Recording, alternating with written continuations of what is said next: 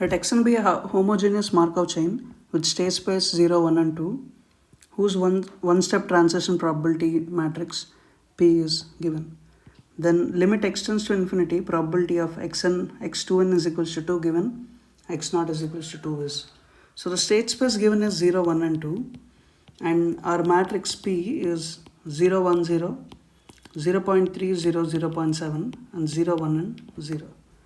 And we need this limit n tends to infinity. X2n is equals to 2 given x0 is equals to 2.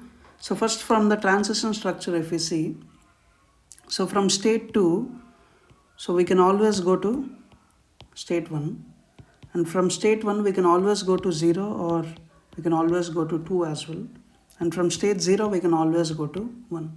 So that means the chain is alternating between 0, 2 and 1.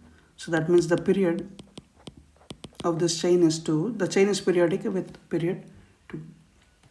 So that means like probability of this limit may converge. So first of all, like if we consider this transitions in 2 steps among this 0, 2.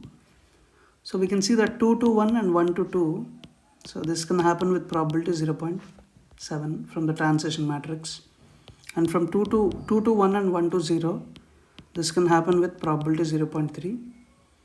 And 0 to 1 to 2, this can happen with probability 0.7. 0 to 1 to 0, this can happen with probability 0.3.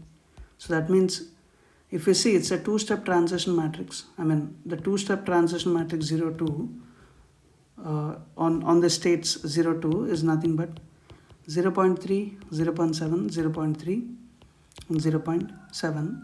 So basically this is from 0, 0, 1 and 1.